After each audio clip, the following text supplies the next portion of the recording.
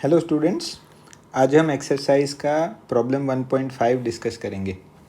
Question में ऐसा है कि when a glass rod is rubbed with a silk cloth, तो यहाँ पे ग्लास रॉड और सिल्क क्लॉथ का कॉम्बिनेशन दिया है और इन दोनों को रब किया है एक दूसरे के साथ। तो ऐसा कहा है कि charges appear on both. A similar phenomenon is observed with many other pairs of bodies.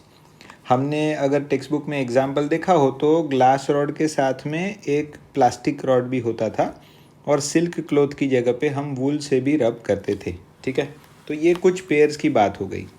अब क्वेश्चन ऐसा है कि explain how this observation is consistent with the law of conservation of charge.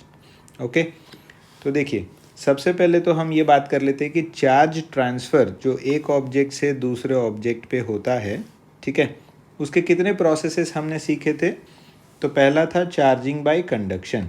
ठीक है, चार्जिंग बाय कंडक्शन का मतलब क्या होता है कि दो ऑब्जेक्ट्स को, मतलब एक चार्ज्ड और एक अनचार्ज्ड ऑब्जेक्ट को अगर कांटेक्ट में रखें तो उसे कहा जाता है चार्जिंग बाय कंडक्शन। एक में से दूसरे में चार्ज ट्रांसफ़र होता है। दूसरा प्रोसेस जो है that is charging by induction. Induction का प्रोसेस हमने कैसे देखा था कि जब हम कोई चार्ज ऑब्जेक्ट को किसी अनचार्ज ऑब्जेक्ट के पास लाते हैं, we do not touch each other, और उसके बाद जो चार्ज ट्रांसफ़र होता है उसको हम चार्जिंग बाय इंडक्शन कहते हैं। और तीसरा प्रोसेस जो है that is charging by friction. जब दो ऑब्जेक्ट को एक दूसरे के साथ रब करते हैं हम, जैसा कि इस क्वेश्चन में कहा गया है, a glass rod is rubbed with a silk cloth, तो इस प्रोसेस को कहा जाता है चार्जिंग बाय फ्रिक्शन। अब चार्जिंग बाय फ्रिक्शन का मतलब क्या होता है कि जब हम ग्लास रॉड को सिल्क क्लॉथ से या प्लास्टिक रॉड को वूल से रब करते हैं तो चार्ज ट्रांसफ़र होता है। ठीक है, तो इस केस में क्या होता है कि ग्लास में से सिल्क क्लॉथ पे इलेक्ट्रॉन्स ट्रांसफ़र होते हैं। ठीक है, तो इसमें ग्लास रॉड कैसा, इट बिकम्स पॉजिटिवली चार्ज, और सिल्क कैसा हो जाता है, इट बिकम्स नेगेटिवली चार्ज। ठीक है, तो चार्ज एक में से दूसरे में ट्रांसफ़र हुआ है।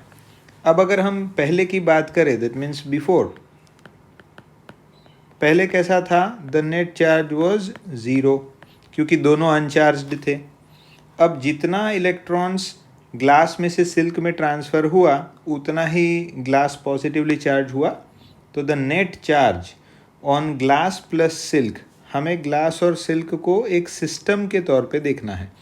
तो net charge before and after rubbing each other is zero. तो जितना चार्ज पहले था उतना ही बाद में है। तो इस प्रोसेस को हम क्या कहते हैं, this is also known as conservation of charge. तो इस तरह से हम ये प्रूव कर सकते हैं कि ये जो एक्टिविटी हम कर रहे हैं is consistent with the law of conservation of charge.